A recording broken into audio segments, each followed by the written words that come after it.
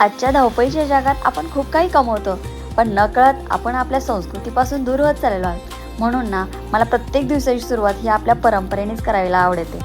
सकाळची पहिली किरणं आणि अंगणात टाकलेला सडा, झाडांना घातलेलं पाणी म्हणजे निसर्गाबद्दल वाटणारी कृतज्ञता. दारासमोर काढलेली रांगोळी केवळ सजावट नसते, तर ते शुभतेचं आणि सकारात्मक ऊर्जेचं स्वागत असतं. म्हणून ना मला रांगोळी काढायलाही खूप आवडते. तसेच तुळशीला अर्पण केलेलं पाणी आणि मनापासून केलेला सूर्याला नमस्कार म्हणजे दिवसाचा एनर्जी बूस्टर. आपली संस्कृती, आपले संस्कार आणि अशा छोट्या छोट्या सवयी यातूनच तर घराला घरपण मिळतं आणि मनाला शांतता.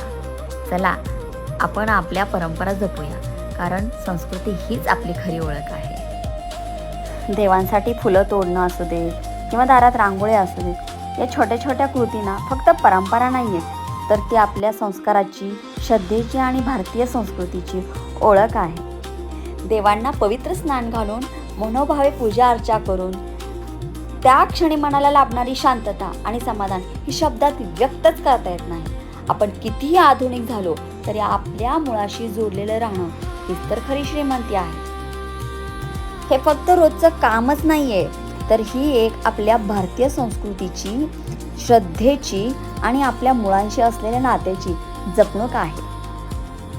आपल्या संस्कृतीचा अभिमानाने वारसा जपूया, कारण संस्कारांनी सुरू झालेला प्रत्येक दिवस हा मनाला समाधान देऊन जातो.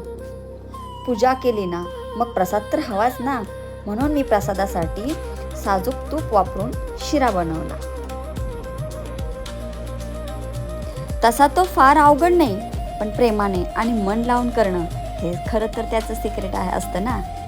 पण जर परफेक्ट करायला जमलं ना, त्याचं समाधान शब्दात सांगता येत नाही, हो ना.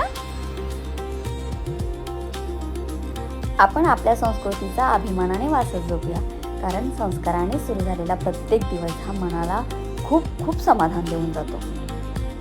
व्हिडिओ आवडल्यास नक्की लाईक करा, कमेंट करा, शेअर करा आणि व्हिडिओ कसा वाटला ते कमेंट करून नक्की सांगा. बाय.